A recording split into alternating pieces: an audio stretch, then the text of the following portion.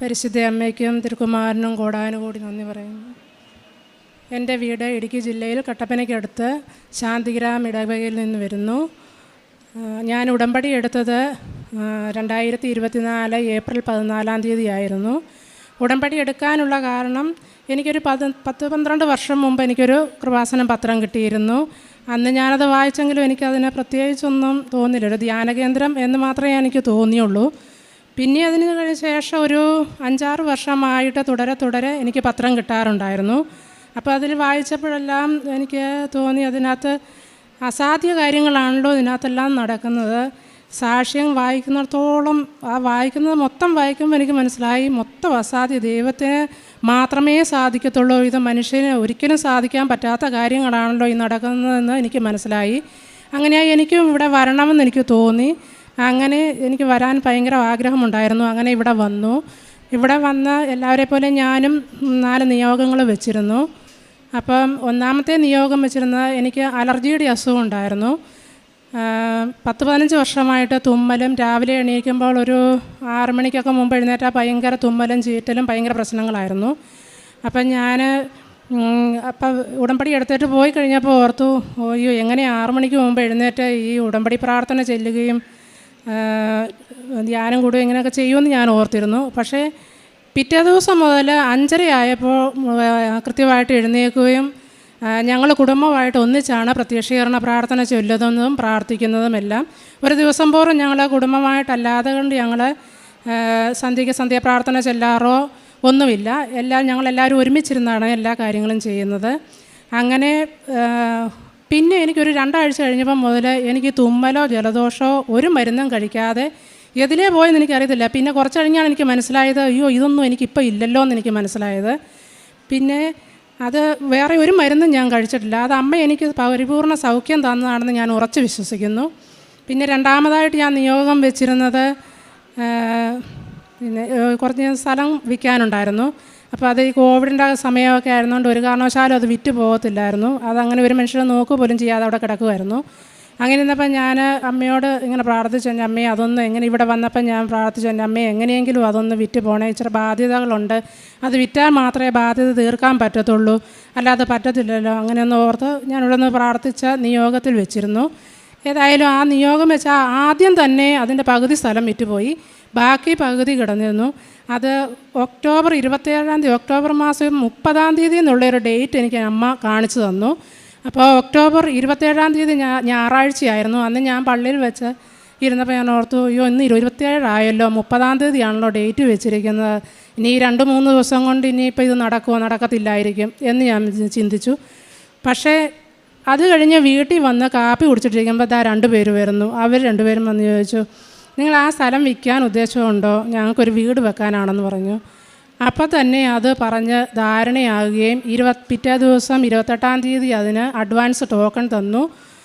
30 തന്നെ അത് ആധാരം ചെയ്യുകയും ചെയ്തു. അത് അമ്മ തന്ന വലിയ അനുഗ്രഹമാണ്. ഒക്ടോബർ 30 എന്നുള്ള ഡേറ്റാണ് അമ്മ എനിക്ക് കാണിച്ചു തന്ന്. ആ 30 തന്നെ ഇത് ആധാരം ചെയ്യാമെന്ന് പറഞ്ഞാൽ അമ്മ സാധിച്ചു തന്നല്ലെങ്കിൽ ഒരിക്കലും അത് നടക്കത്തില്ല. അത് ഞാനത് ഉറച്ച് വിശ്വസിക്കുന്നു. പിന്നെ മൂന്നാമതായിട്ട് ഞാൻ വെച്ചിരുന്ന നിയോഗം, കഴിഞ്ഞ വർഷം കാലാവസ്ഥ എല്ലാവർക്കും അറിയാൻ പ്രതികൂലമായിരുന്നു. അത് കാരണം ഏലകൃഷിയാണ് ഞങ്ങൾക്ക്. അപ്പോൾ ഏലത്തിൻ്റെ കൃഷിയിൽ ഏലമൊക്കെ വളരെ മോശമായിട്ട് നിൽക്കുന്ന കാലാവസ്ഥയായിരുന്നു. അപ്പം ഞാനിങ്ങനെ പ്രാർത്ഥിച്ചു, എൻ്റെ അമ്മയെ നല്ല വിളവ് തരണേ, ഞങ്ങളെ അനുഗ്രഹിക്കണമേ, കൃഷി മോശമായ ഞങ്ങളുടെ കാര്യങ്ങളെല്ലാം മൊത്തം അവതാളത്തിലാകും എന്ന് ഞാനിങ്ങനെ ഓർത്ത് പ്രാർത്ഥിച്ചുകൊണ്ടിരുന്നു. എന്നിട്ട് ഞങ്ങൾ ഉടമ്പടി ഉപ്പ് കൊണ്ട് സ്ഥലത്തിൻ്റെ 4 മൂലയിലും കൊണ്ട് ഇടുകയും പ്രാർത്ഥിക്കുകയും ചെയ്തു. ഏതായാലും അത്ഭുതം എന്ന് പറയട്ടെ, വിളവെടുപ്പിൻ്റെ സമയമാകുമ്പോൾ 500 കിലോ പച്ചക്കായ് കിട്ടുകയുള്ളെങ്കിൽ അത് ഞങ്ങൾക്ക് 1000 കിലോ ആയിട്ട് അത് പരിശുദ്ധ അമ്മ ഞങ്ങൾക്ക് നൽകി അനുഗ്രഹിച്ചു. അത് കായെടുക്കാൻ പോകുന്ന സമയത്ത് ബക്കറ്റയിലും ചാക്കയിലും ഒക്കെ ഉടമ്പടി തൈലം പുരട്ടി വിശ്വാസ പ്രമാണം ചൊല്ലി പ്രാർത്ഥിച്ചിട്ടാണ് കൊടുത്തുവിടുന്നത്. തിരിച്ചു വരുമ്പോൾ ഞങ്ങൾക്ക് പ്രതീക്ഷിക്കുന്നതിലും കൂടുതൽ എങ്ങനെയാണെങ്കിലും ഞങ്ങൾക്ക് നൽകി ദൈവം അനുഗ്രഹിച്ചുകൊണ്ടിരുന്നു.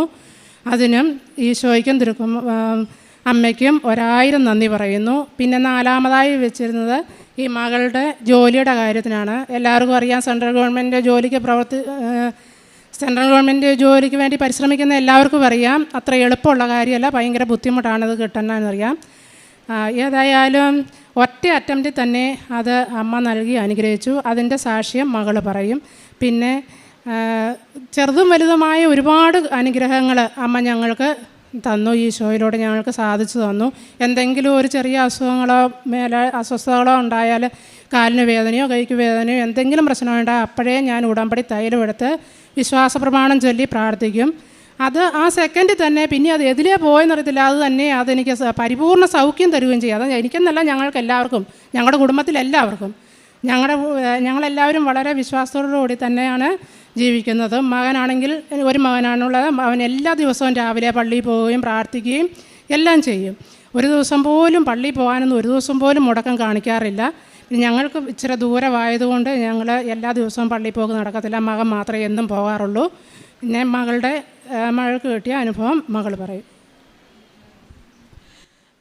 2024 ഏപ്രിലിൽ അമ്മ കൃപാസനത്തിൽ വന്നപ്പം ഞാൻ കൃപാസനത്തെക്കുറിച്ച് കേട്ടിട്ടുണ്ട്. ഇങ്ങനെ ഈ പറഞ്ഞ പോലെ ഇവിടെ പലരും പറഞ്ഞു ട്രോൾ വീഡിയോകൾ കണ്ടിട്ടാണ്. ഞാനും അങ്ങനെ ഒരു ട്രോൾ വീഡിയോ കണ്ടിട്ടുണ്ട്. അപ്പം ഞാനിങ്ങനെ വിചാരിച്ചിട്ടുണ്ട്, ഉപ്പ്, പത്രം, എന്ത് മെറ്റീരിയലിസ്റ്റിക് ആയിട്ടുള്ള വിശ്വാസമാണെന്ന് ഞാൻ പലപ്പോഴും ചിന്തിച്ചിട്ടുണ്ട്. പക്ഷെ ഞാൻ പുറത്തു പറഞ്ഞിട്ടില്ല, നിന്ദിച്ചിട്ടില്ല, പക്ഷേ വന്ദിച്ചിട്ടുമില്ല. അങ്ങനെ ഒരു ഇതിലാണ് നിൽക്കുന്നത്. അപ്പം അമ്മ കൃപാസനത്തിൽ പോവുകയെന്ന് പറഞ്ഞു കഴിഞ്ഞപ്പം ഞാനിങ്ങനെ അമ്മയ്ക്കിപ്പം അതുകൊണ്ട് സന്തോഷം കിട്ടുന്നുണ്ടെങ്കിൽ അമ്മ പൊയ്ക്കോട്ടെ എന്നല്ലാണ്ട് ഞാൻ അതിനെക്കുറിച്ച് വിശ്വസിക്കുന്ന ഒരു കാര്യത്തെക്കുറിച്ച് ഞാൻ ജീവിതത്തിൽ ചിന്തിച്ചിട്ടില്ല. അപ്പം അമ്മ പോയിട്ട് ഞാൻ അപ്പം SSC കോച്ചിങ്ങുമായിട്ട് ബന്ധപ്പെട്ട് തിരുവനന്തപുരത്താണ്. അപ്പം ഞാൻ ആ പ്രാവശ്യം വീട്ടിൽ വന്നു കഴിഞ്ഞപ്പോൾ അമ്മ ഇങ്ങനെ പോയതും ഇങ്ങനെ ഉടമ്പടി എടുത്തതും ഒക്കെ പറഞ്ഞു. പക്ഷെ ഞാൻ അതിൻ്റെ ഒത്തിരി ഇൻട്രസ്റ്റ് കാണിച്ചില്ല, എന്താണെന്നറിയാനോ ഒന്നും. അത് കഴിഞ്ഞ് ഇങ്ങനെ പിന്നീട് ഇങ്ങനെ അമ്മ പല പ്രാവശ്യങ്ങളിലായിട്ട് ഇങ്ങനെ, അന്ന് എനിക്ക് അമ്മ തൈലം തന്നു വിട്ടു. ഇവിടുന്ന് കിട്ടിയ തൈലം എനിക്ക് തന്നു വിട്ടു. നീ എന്തെങ്കിലും ഒരു പരീക്ഷയ്ക്ക് പോകുമ്പോഴോ എന്തെങ്കിലും ഒരു കാര്യത്തിന് പോകുമ്പോഴോ നീ ഇത് വെച്ച് കുരിശ് വരച്ചിട്ട് നീ പോകണം എന്ന് പറഞ്ഞു. അപ്പം അത് ഞാൻ അനുസരിക്കുന്നുണ്ടായിരുന്നു. ഇപ്പം എന്തെങ്കിലും എനിക്കൊരു വിഷമം ഉണ്ടാകുമ്പോഴോ അല്ലെങ്കിൽ എനിക്കൊരു ദിവസം പഠിക്കാൻ പറ്റുന്നില്ലെങ്കിലോ ഞാൻ രാവിലെ ഈ തൈലം എടുത്ത് എൻ്റെ ബാഗിലുണ്ടാവും. അത് തൈലം എടുത്ത് ഞാൻ കുരിശ് വരച്ചിട്ട് പിന്നെ എനിക്ക് പഠിക്കാൻ പറ്റും. ഇപ്പം എനിക്ക് എന്തൊരു ബുദ്ധിമുട്ടുണ്ടെങ്കിലും എനിക്കന്ന് പഠിക്കാൻ പറ്റും. അപ്പം അങ്ങനെ ഞാൻ ചെയ്യുന്നുണ്ടായിരുന്നു. എന്നിട്ട് ഞാൻ നോക്കിക്കൊണ്ടിരുന്നത് SSC CGL എന്ന് പറഞ്ഞൊരു എക്സാം ആയിരുന്നു. അപ്പം ഓഗസ്റ്റ് മാസം 2024 ഓഗസ്റ്റ് മാസം എനിക്കൊരു ഓഗസ്റ്റ് 6-ാം തീയതി എനിക്ക് ഒരു ചെറിയ പനി വന്നു. കുറയുന്നില്ല. 6 ആയി, 7 ആയി, 8 ആയി, പനി കുറയുന്നില്ല. അപ്പം ഞാൻ ഹോസ്പിറ്റലിൽ പോയപ്പം ഇങ്ങനെ എൻ്റെ ഹോസ്റ്റലിൽ തന്നെയുള്ള 1-2 കുട്ടികൾക്ക് ഡെങ്കി ഉണ്ടായിരുന്നു. അപ്പോൾ അവരെന്നോട് പറഞ്ഞു കൗണ്ട് ചെക്ക് ചെയ്യാൻ പറഞ്ഞു. കൗണ്ട് ചെക്ക് ചെയ്തു. പ്ലേറ്റ്ലെറ്റ്സിൻ്റെ കൗണ്ട് കുറവാണ്. ഡോക്ടറെ കണ്ടു. അപ്പം ഡോക്ടർ പറഞ്ഞു പ്ലേറ്റ്ലെറ്റ്സിൻ്റെ കൗണ്ട് കുറയുന്നത് ഇപ്പം വൈറൽ ഫീവറിനും വരുന്നുണ്ട്, ഡെങ്കി തന്നെയാണോ എന്ന് പറയാനായിട്ടില്ല. എന്തായാലും ഒന്നോടെ കൗണ്ട് ചെക്ക് ചെയ്യാൻ പറഞ്ഞു. വീണ്ടും കൗണ്ട് ചെക്ക് ചെയ്തു, കുറഞ്ഞു. ഞാൻ വീട്ടിലേക്ക് പോന്നു. വീട്ടിൽ വന്നു, വീണ്ടും കൗണ്ട് ചെക്ക് ചെയ്തു, വീണ്ടും കുറഞ്ഞുകൊണ്ടിരിക്കുക. അപ്പം ഹോസ്പിറ്റലിൽ അഡ്മിറ്റ് ആക്കി. അപ്പം എനിക്ക് ഭയങ്കര ടെൻഷനായി. കാരണം അന്ന് ഡേറ്റ് വന്നു, സെപ്റ്റംബർ 9 തൊട്ടിട്ട് CGLൻ്റെ എക്സാം ആരംഭിക്കുകയാണ്. ഈ എക്സാം ബേസിക്കലി ഭയങ്കര നമ്മൾ എത്രത്തോളം കൺസിസ്റ്റൻ്റ് ആയിട്ട് വർക്ക് ചെയ്യുന്നു അതിനനുസരിച്ച് മാത്രം കിട്ടുന്നൊരു എക്സാമാണ്. അപ്പം ഒരു ദിവസം പഠിക്കുന്നില്ലെങ്കിൽ അതിൻ്റെ വില കൊടുക്കേണ്ടി വരും എന്നുള്ളത് എനിക്ക് നന്നായിട്ട് അറിയാം. അപ്പം ഞാനിങ്ങനെ ഹോസ്പിറ്റലിൽ ഇരുന്നപ്പോൾ ഇങ്ങനെ കരഞ്ഞുകൊണ്ടിരിക്കുക. എനിക്ക് പേടിയാവുക. ഇതിപ്പോൾ അടുത്ത ഒരു മാസത്തിൽ എക്സാമുമാണ്. ഞാനിങ്ങനെ ഹോസ്പിറ്റലിൽ എത്ര ദിവസം എൻ്റെ ഹോസ്പിറ്റൽ വാസം നീളുന്നു അത്രത്തോളം ഇതെനിക്ക് പറ്റത്തില്ല എന്നുള്ള കാര്യം എനിക്ക് ഉറപ്പാണ്. അപ്പം ഇങ്ങനെ അമ്മ അപ്പോഴും ഇരുന്ന് ഇങ്ങനെ സാക്ഷ്യം കേട്ടുകൊണ്ടിരിക്കുക. അപ്പം അച്ഛൻ ഇങ്ങനെ അമ്മയോട് പറഞ്ഞു, ഇവിടെ വരുന്നവർക്കൊക്കെ 6-7 തവണയൊക്കെ 6-7 കാര്യങ്ങളൊക്കെ ഇങ്ങനെ മാതാവ് നടത്തി കൊടുക്കുക, എല്ലാം മാതാവ് അറിഞ്ഞ് കാണിക്കുക, നമുക്ക് മാത്രം എന്താ ഇങ്ങനെ എന്നിങ്ങനെ ചോദിച്ചു. അപ്പം അമ്മ ഇങ്ങനെ പറയുന്നുണ്ട്, ഇല്ല ഇത് നമ്മുടെ കാര്യങ്ങളും മാതാവ് നടത്തി തരും എന്ന് പറഞ്ഞു. അപ്പം അമ്മ ഇങ്ങനെ സാക്ഷ്യം കേൾക്കുന്നുണ്ട്. അപ്പോഴാണ് ഞാൻ ആദ്യമായിട്ട് ഈ സാക്ഷ്യങ്ങളൊക്കെ ശ്രദ്ധയോടെ കേട്ട് തുടങ്ങുന്നത്. എന്നിട്ട് ഇങ്ങനെ പിറ്റേ ദിവസം രാവിലെ കൗണ്ട് ചെക്ക് ചെയ്യാൻ വേണ്ടിയിട്ട് സിസ്റ്റർ വന്നു കഴിഞ്ഞപ്പോഴത്തേക്കും അമ്മ പറഞ്ഞു, ഇന്ന് കൗണ്ട് കൂടിയിരിക്കും, നീ നോക്കിക്കോ എന്ന് പറഞ്ഞു. ശരിയായിരുന്നു. അന്ന് 11 മണിയായപ്പോൾ റിസൾട്ട് വന്നപ്പോൾ എൻ്റെ കൗണ്ട് 10,000 കൗണ്ട് കൂടി. പിറ്റേ ദിവസം ഇതുപോലെ പറഞ്ഞു, ഇനി കൂടുകയേ ഉള്ളൂ എന്ന് പറഞ്ഞു. എനിക്കപ്പോഴും ടെൻഷനാണ്, കാരണം ഇത് കുറയോ എന്നുള്ളത് എനിക്ക് പേടിയുണ്ട്. അപ്പോഴും അമ്മ പറഞ്ഞു, ഇല്ല കൂടുകയേ ഉള്ളൂ എന്ന് പറഞ്ഞു. 4 ദിവസം 10,000 വെച്ച് കൂടി. 4-ാമത്തെ ദിവസം ഡെങ്കി ഫീവർ കാരണം അഡ്മിറ്റ് ആയിരുന്നു ഞാൻ. 4-ാമത്തെ ദിവസം ഹോസ്പിറ്റലിൽ നിന്ന് ഡിസ്ചാർജായി. അത് കഴിഞ്ഞിട്ട് ഇങ്ങനെ വീട്ടിൽ പ്രോപ്പർ റെസ്റ്റ് വേണമെന്ന് പറഞ്ഞു. പക്ഷേ എനിക്കിങ്ങനെ സമാധാനമില്ല. ഞാൻ 2 ദിവസം കഴിഞ്ഞപ്പോഴത്തേക്കും പ്രോപ്പർ റെസ്റ്റ് ഒന്നും എടുക്കാണ്ട് ഞാൻ തിരുവനന്തപുരത്തേക്ക് തിരിച്ചു പോയി. സെപ്റ്റംബർ 12-ാം തീയതി എനിക്ക് എക്സാം ഡേറ്റ് കിട്ടി. 12-ാം തീയതി എനിക്ക് ഭയങ്കര സന്തോഷമായിരുന്നു ആ ഡേറ്റിൽ. പിന്നെ ഞാൻ ഏത് പരീക്ഷയ്ക്ക് പോയാലും അച്ഛയും അമ്മയും കൂടെ കട്ടപ്പന ആരാധനാലയത്തിൽ പോയി മുട്ടുകുത്തി കൈ വിരിച്ച് നിന്ന് പ്രാർത്ഥിക്കും. അപ്പം അച്ഛൻ ഇങ്ങനെ ഇപ്പോൾ ഓരോ എക്സാമും കഴിയുമ്പോൾ അച്ഛൻ ഇങ്ങനെ വന്നിട്ട് പറയും, ഈ എക്സാം നിനക്ക് എളുപ്പമായിരുന്നു.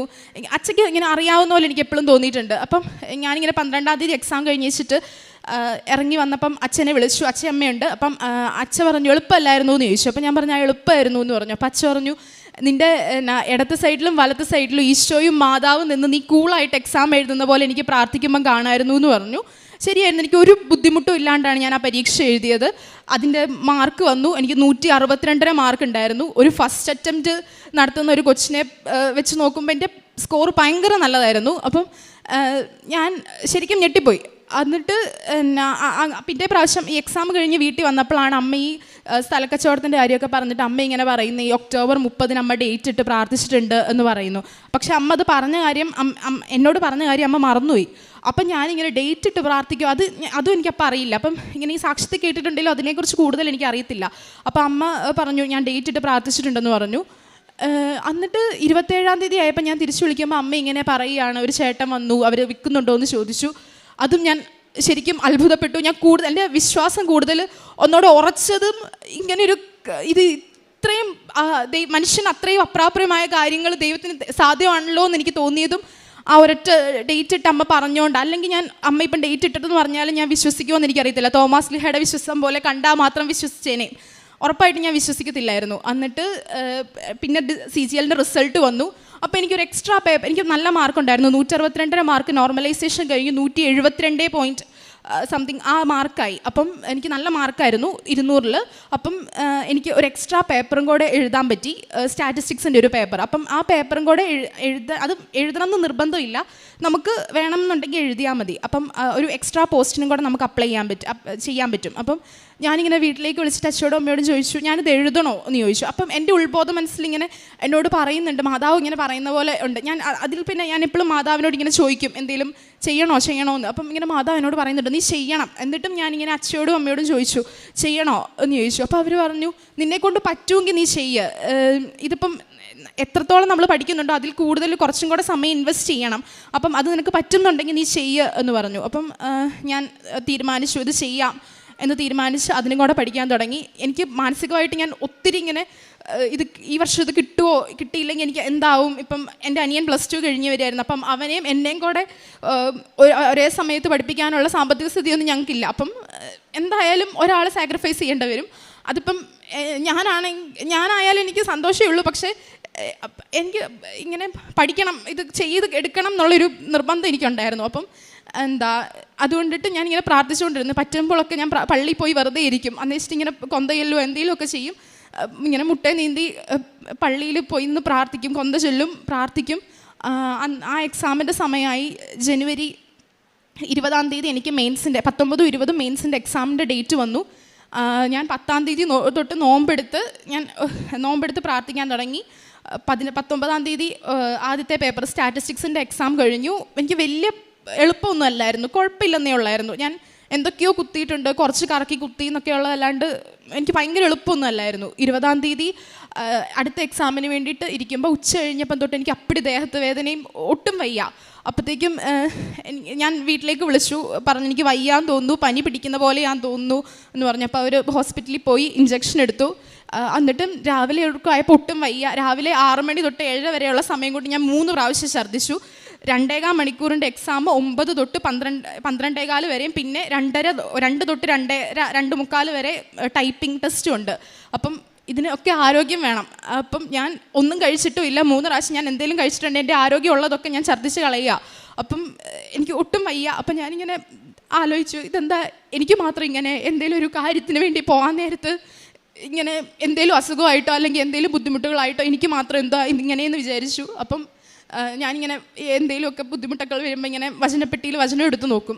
അപ്പം എനിക്ക് കിട്ടി 2 കോറിന്തോസ് 12:9 ബലഹീനതയിലാണ് കർത്താവിൻ്റെ ശക്തി പൂർണ്ണമായും പ്രകടമാകുന്നത്. അപ്പം ഞാൻ വിചാരിച്ചു ശരിയാണ്, ആദ്യത്തെ സമയത്ത് ഞാൻ ബലഹീനയായിരുന്നു, എനിക്കൊന്നും ചെയ്യാൻ പറ്റുന്ന അവസ്ഥയിലല്ല ഞാൻ പോയി പരീക്ഷ എഴുതിയത്. പക്ഷെ എനിക്ക് അത്രയും മാർക്ക് കിട്ടിയില്ലോ, അപ്പം ഈ പരീക്ഷയിലും എനിക്ക് കുഴപ്പമുണ്ടാവില്ല എന്ന് പറഞ്ഞു. എന്നിട്ട് ഞാൻ പരീക്ഷയ്ക്ക് കയറാൻ നേരത്തെ ഇവരെ വിളിച്ചു. അപ്പം അച്ഛയും അമ്മയും പറഞ്ഞു ആരാധനാലയത്തിലുണ്ട്, ഈ ഒരു 5 മണിക്കൂർ 6 മണിക്കൂർ നിനക്കൊന്നും സംഭവിക്കില്ല, ഇനി അത് കഴിഞ്ഞ് എന്തെങ്കിലും സംഭവിച്ചാലേ ഉള്ളൂ, ഈ പരീക്ഷ എഴുതുന്ന സമയത്തൊന്നും നിനക്കൊന്നും സംഭവിക്കില്ല എന്ന് പറഞ്ഞു. അവർ പറഞ്ഞത് ശരിയായിരുന്നു. രാവിലെ അത്രയും ഛർദ്ദിച്ചിട്ട് പോയി, അത്രയും അവശ്യമായിട്ട് പോയിട്ടും എനിക്ക് 9 തൊട്ട് പരീക്ഷ എഴുതുന്ന സമയത്തൊന്നും ഒന്നും പറ്റിയില്ല. ആ എക്സാം അതിൻ്റെ സെക്ഷൻ 1 ഭയങ്കര അത്യാവശ്യം പാടുള്ള ക്വസ്റ്റ്യൻസ് ഒക്കെ ആയിരുന്നു. പക്ഷേ ബാക്കിയുള്ളവരൊക്കെ പരീക്ഷ കഴിഞ്ഞിട്ട് ഇറങ്ങിയിട്ട് സമയം കിട്ടിയില്ല എന്ന് പറഞ്ഞപ്പോൾ എനിക്ക് 45-ാമത്തെ മിനിറ്റ് ഞാൻ പരീക്ഷയും കംപ്ലീറ്റ് ചെയ്ത് എനിക്ക് 15 മിനിറ്റ് ബാക്കി കിടക്കുക. എനിക്കത് പുറത്ത് പറയാൻ കൂടെ പേടിയായിപ്പോയി. ഞാൻ ഇനി എന്തെങ്കിലും സ്കിപ്പ് ചെയ്തോ എന്തെങ്കിലും ചെയ്യാത്തതുണ്ടോ എന്നൊക്കെ എനിക്ക് തോന്നിപ്പോയി. എനിക്ക് അത്രയും സമയം മിച്ചം കിടപ്പുണ്ടായിരുന്നു. എന്നിട്ട് ആൻസർ കീ വന്നു, അത്യാവശ്യം മാർക്ക് ഉണ്ടായിരുന്നു. അപ്പോൾ എനിക്കൊരു പ്രതീക്ഷ ഉണ്ടായിരുന്നു കിട്ടുമായിരിക്കും എന്ന്. പക്ഷേ അത് കഴിഞ്ഞിട്ട് കുറേ ആൻസർ കീയിൽ ചേഞ്ച് അത് ഇതെന്നൊക്കെ പറഞ്ഞ് വീണ്ടും പോയി. പക്ഷേ എനിക്ക് അത്യാവശ്യം മാർക്ക് ഉണ്ടായിരുന്നു. എന്നിട്ട് മാർച്ച് 13-ാം തീയതി വെളുപ്പിനെ റിസൾട്ട് വന്നു. എനിക്ക് സെൻട്രൽ ഗവൺമെൻറ്റിൽ ജൂനിയർ സ്റ്റാറ്റിക്കൽ ഓഫീസറായിട്ട് ministry of statistics and programme ഇംപ്ലിമെൻറ്റേഷനിൽ നിയമനം ലഭിച്ചു. ഈ 26-ാം തീയതി ഞാൻ ജോയിൻ ചെയ്യും. ഇവിടെ വന്ന് ഈ അപ്പോയിൻമെൻറ്റ് ലെറ്ററുമായിട്ട് വന്ന് സാക്ഷ്യപ്പെടുത്തിക്കോളാം എന്ന് അമ്മ പറഞ്ഞിരുന്നേ. എനിക്ക് ഇത് സാധിച്ചു തന്ന പരിശുദ്ധ അമ്മയ്ക്ക്, കൃപാസനം മാതാവിന്, തിരുക്കുമാരനോട് അമ്മയുടെ മാധ്യസ്ഥം വഴിയായിട്ട് അമ്മ ഇത് സാധിച്ചു തന്നതെന്നുള്ളത് എനിക്കറിയാം. ഒരുപാട് നന്ദി പറയുന്നു. അതുപോലെ അമ്മയുടെ പ്രേക്ഷിത പ്രവർത്തനത്തെക്കുറിച്ച് അമ്മ പറയും. ഞാൻ പത്രം വാങ്ങിച്ചുകൊണ്ട് പോകുന്നത് ബസ് സ്റ്റാൻഡുകളിലാണ് കൂടുതലും കൊടുക്കുന്നത്. പിന്നെ ഓൾഡ് ഏജ് ഹോം നമ്മുടെ അടുത്തൊരിടത്തുണ്ട്, അവിടെ പോയി സാധനങ്ങളൊക്കെ വാങ്ങിച്ചു കൊടുക്കാറുണ്ട് ഇടയ്ക്കൊക്കെ. പിന്നെ ആരെങ്കിലും സഹായം ചോദിച്ചെന്നാൽ വലുതല്ലെങ്കിലും ചെറുതായിട്ടെങ്കിലും സഹായങ്ങൾ ചെയ്യാറുണ്ട്. കർത്താവ് ഭവനം പണിതില്ലെങ്കിൽ ജോലിക്കാരുടെ പരിശ്രമം വിഫലമാകും. കർത്താവ് കാവൽ നിന്നില്ലെങ്കിൽ കാവൽക്കാരുടെ കാവൽ വിഫലമാകും. കർത്താവ് ഭവനം കാക്കുകയും കാവൽ നിൽക്കുകയും നമ്മുടെ തോട്ടങ്ങൾക്ക് കാവൽ നിൽക്കുകയും ചെയ്യുന്നതിൻ്റെ വലിയൊരു സാക്ഷ്യമാണ് ബിൻസിയും മകളും ഇവിടെ നമ്മുടെ മുമ്പിൽ പങ്കുവച്ചത്. ഇവരുടെ കുടുംബത്തിലെ എല്ലാ കാര്യങ്ങളിലും പരിശുദ്ധ അമ്മ ഈശോയുടെ മാധ്യസ്ഥം അപേക്ഷിക്കുകയും അവർക്ക് വേണ്ട എല്ലാ കാര്യങ്ങളും ക്രമപ്പെടുത്തി കൊടുക്കുകയും ചെയ്തു എന്നതിൻ്റെ ഒരു വലിയ സാക്ഷ്യം നമ്മുടെ മുമ്പിൽ അവർ പ്രസൻറ്റ് ചെയ്തു. ബിൻസി പറയുകയുണ്ടായി, പത്രം എനിക്കതിനെക്കുറിച്ചൊന്നും അറിയില്ലായിരുന്നു, എന്തുകൊണ്ടാണ് ഈ കൃപാസനം പത്രം വരുന്നത്, ഇതിലെന്താണ് ഇത്ര പ്രാധാന്യം. ആ പത്രം വായിച്ചു തുടങ്ങിയപ്പോൾ തൻ്റെ ജീവിതത്തിൽ അത് വളരെയധികം സ്വാധീനം ചെലുത്തുകയും അമ്മ തന്നെ ഇടപെട്ട്, ആ പത്രം വഴിയായിട്ട് അമ്മ തന്നെ ഇടപെട്ട് തൻ്റെ ജീവിതത്തിലെ പ്രശ്നങ്ങളെയെല്ലാം ക്രമീകരിക്കുകയും അതിനെ സാന്ത്വനപ്പെടുത്തുകയും ചെയ്യുന്ന ഒരു പ്രത്യേക അനുഭവം അവർക്കുണ്ടായി. പിന്നെ ഓരോ തവണയും ഡേറ്റ് ഇട്ട് പ്രാർത്ഥിക്കുമ്പോൾ തൻ്റെ ജീവിതത്തിലെ എല്ലാ പ്രശ്നങ്ങൾക്കും അമ്മ ഡേറ്റ് കൊടുക്കുന്നത്, പരിശുദ്ധ അമ്മ നമുക്കൊരു ഡേറ്റ് തരുന്നതും നമ്മൾ അമ്മയ്ക്കൊരു ഡേറ്റ് കൊടുക്കുമ്പോൾ ആ ഡേറ്റ് അനുസരിച്ച് നമ്മുടെ കാര്യങ്ങൾ ക്രമീകരിക്കുന്നതും സംഭവിക്കുന്നതുമെല്ലാം വലിയൊരു പരിശുദ്ധ അമ്മയുടെ ഇടപെടലാണ്. ഈ ഉടമ്പടി എന്ന് പറഞ്ഞാൽ ദൈവവും ഞാനുമായിട്ടുള്ള ഒരു പ്രോമിസിൽ, ഒരു കരാറിൽ എനിക്കും പരിശുദ്ധ അമ്മയ്ക്കും ഒരേ ഉത്തരവാദിത്വമാണ്. അമ്മ ഡേറ്റ് തന്നാലും ഞാൻ ഡേറ്റ് തന്നാലും എൻ്റെ ജീവിത രീതികൾ വളരെ മനോഹരമായി ഞാൻ പാലിക്കുന്നുണ്ടെങ്കിൽ, ഉടമ്പടിയിൽ ഞാൻ വിശ്വസ്തയാണെങ്കിൽ അമ്മ എനിക്ക് 100 ഇരട്ടിയായി ഈശോയിൽ നിന്ന് വാങ്ങിത്തരുമെന്നുള്ള വലിയ ഒരു സാക്ഷ്യമാണ് മകൾ വളരെ ഡീറ്റെയിൽഡായി നമ്മുടെ മുൻപിൽ പങ്കുവച്ചത്. അമ്മയ്ക്ക് വളരെയധികം നമുക്ക് നന്ദി പറയാം. ഈശോയിൽ നിന്ന് നമുക്ക് എല്ലാം മേടിച്ചു തരും. കാരണം ഈശോയുടെ നാമത്തിൽ എന്ത് ചോദിച്ചാലും പിതാവായ ദൈവത്തിനത് റിജക്റ്റ് ചെയ്യാൻ സാധിക്കുകയില്ല എന്നതിൻ്റെ വലിയൊരു തെളിവ് സമർപ്പിക്കുകയുണ്ടായി. അതുപോലെ തന്നെ ഇവരുടെ അലർജി മാറി 15 വർഷമായിട്ട് തുമ്മലും അലർജിയും ചൊറിച്ചിലും അതെല്ലാം ഒരു നിമിഷം കൊണ്ട് ഉടമ്പടി വസ്തുക്കളുടെ പ്രയോഗം, പ്രാർത്ഥന, ദൈവവചനം, വിശ്വാസ പ്രമാണം, പ്രത്യക്ഷീകരണ പ്രാർത്ഥന, ഇതൊക്കെയാണ് ഇവരുടെ ഏറ്റവും വലിയ മരുന്ന്. അതിൽ നിന്നെല്ലാം അവർക്ക് സൗഖ്യം നൽകി. അതുപോലെ തന്നെ അവരുടെ വിളവ്, അവർക്ക് വളരെ ഭയമായിരുന്നു. വിളവിൽ ആശ്രയിച്ച്, കൃഷിയിൽ ആശ്രയിച്ച് ജീവിച്ചിരുന്നവർക്ക് ഏലം കൃഷി ചെയ്യുമ്പോൾ എല്ലാവരുടെയും അടുത്തുള്ള എല്ലാ തോട്ടങ്ങളിലും വളരെ മോശമായ വിളവെടുപ്പിൻ്റെ കാലം വന്നപ്പോൾ ഇവർ വളരെ മുൻപ് തന്നെ അവിടെ പരിശുദ്ധ അമ്മയുടെ സാന്നിധ്യം ഉപേക്ഷിക്കുകയും ഉപ്പും പരിശുദ്ധ അമ്മയുടെ ഇവിടെ നിന്ന് കിട്ടിയ വിശുദ്ധ വസ്തുക്കൾ ഉപയോഗിച്ച് അവരതിനെ ആക്ടിവേറ്റ് ചെയ്യുകയും അവർക്ക് വളരെയധികം വിളവ് നൽകി അനുഗ്രഹിച്ചു എന്ന് പറയുന്നു. ഈശോയുടെ സാന്നിധ്യം അവരുടെ ജീവിതത്തിലുടനീളം എല്ലാ ബലഹീനതയിലും ഈശോ അവർക്ക് ഉറപ്പു നൽകിയതിൻ്റെ വലിയൊരു സാക്ഷ്യം നമ്മുടെ മുൻപിൽ അവർ സമർപ്പിച്ചു.